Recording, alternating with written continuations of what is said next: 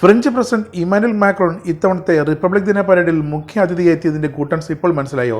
ഇന്ത്യക്ക് അതുകൊണ്ട് ഗുണം മാത്രമേ ഉണ്ടായിട്ടുള്ളൂ, ഇനിയും അങ്ങനെ തന്നെയായിരിക്കും. ഇന്ത്യയിലെത്തി ഇന്ത്യയിലെ വ്യാവസായിക വളർച്ചയിൽ സന്തുഷ്ടി പ്രകടിപ്പിച്ച ഇമാനുവൽ മാക്രോൺ ചെയ്തത് എന്താണെന്നറിയാമോ? എയർബസ്, നിലവിൽ ഫ്രാൻസിൽ നിർമ്മിച്ചുകൊണ്ടിരിക്കുന്ന എയർബസിൻ്റെ നിർമ്മാണം ഇന്ത്യയിലേക്ക് കൂടി വ്യാപിപ്പിക്കാൻ തീരുമാനിച്ചു. ഇനി ഗുജറാത്തിലെ പ്ലാന്റിൽ നിന്നുമാകും എയർബസ് നിർമ്മിക്കുക.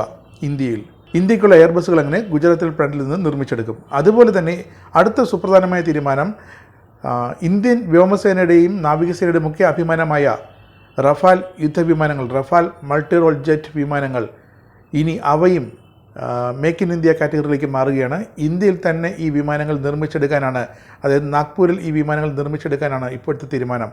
എന്തായാലും ഫ്രഞ്ച് പ്രസിഡന്റ് ഇമാനുവൽ മാക്രോൺ ഇന്ത്യയിലെത്തിയത് ഒരുപടി നിക്ഷേപ സമ്മാനങ്ങളുമായിട്ടാണ്.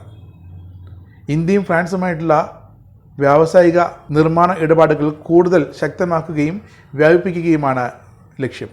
ഇന്ത്യൻ സേനയുടെ അഭിമാനം തന്നെയാണ് റഫാൽ യുദ്ധവിമാനങ്ങൾ.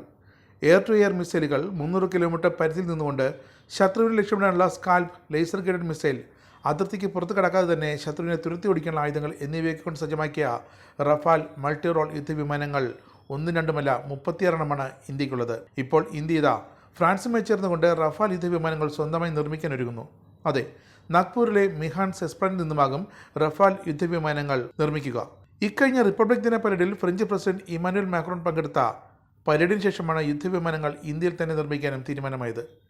ഫ്രഞ്ച് കമ്പനിയായ ദസാൾട്ടാണ് ഇന്ത്യക്ക് റഫാൽ വിമാനങ്ങൾ നിർമ്മിച്ച് കൈമാറിയത്. ദസാൾട്ടിൻ്റെ സഹകരണത്തോടെ തന്നെ മിഹാൻസ് പ്ലാന്റിൽ റഫേൽ യുദ്ധവിമാനങ്ങൾ നിർമ്മിക്കും. നിലവിൽ എയർബസിൻ്റെയും ബോയിങ്ങിൻ്റെയും സ്പെയർ പാർട്സുകൾ മിഹാൻസിൽ നിർമ്മിച്ചു വരുന്നു. ഇന്ത്യയുടെ നിർദ്ദിഷ്ട ആവശ്യങ്ങൾക്കനുസരിച്ച് രൂപപ്പെടുത്തിയ സ്വന്തം കസ്റ്റമൈസ്ഡ് യുദ്ധവിമാനങ്ങളാണ് നിലവിൽ നമ്മുടെ പക്കലുള്ള റഫാൽ വിമാനങ്ങൾ. ഹസിമാറയിലെയും അംബാലയിലെയും എയർഫോഴ്സ് ബേസുകളിൽ ഇവ വിന്യസിച്ചിട്ടുണ്ട്. റഫാലിൻ്റെ ഒരു സ്ക്വാഡ്രൺ റഷ്യൻ സുഖോയ് 30 MKIയുടെ 2.5 സ്ക്വാഡ്രനുകൾക്ക് തുല്യമാണെന്നാണ് വിലയിരുത്തൽ.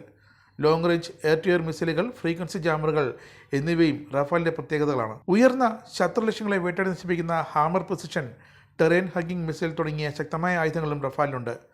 ആകാശത്ത് വെച്ച് തന്നെ ഇന്ധനം നിറയ്ക്കാനുള്ള സൗകര്യം, കൂടുതൽ ശക്തമായ റേഡിയോ അൾട്ടിമീറ്റർ, റഡാർ മുന്നറിയിപ്പ് receiver, infrared search and track, missile സമീപന മുന്നറിയിപ്പ് സംവിധാനങ്ങൾ എന്നിവയും റഫാലിൻ്റെ സവിശേഷതകളാണ്. ഇന്ത്യയിൽ ഇനി ദസാൾട്ടുമായി ചേർന്ന് പുതിയ റഫാൽ യുദ്ധവിമാനങ്ങൾ നിർമ്മിച്ചെടുക്കുമ്പോൾ അവ ഇന്ത്യൻ നേവിക്കും ഇന്ത്യൻ വ്യോമസേനയ്ക്കും വേണ്ടിയുള്ള കസ്റ്റമൈസ്ഡ് വിമാനങ്ങളായിരിക്കും പുറത്തു വരിക.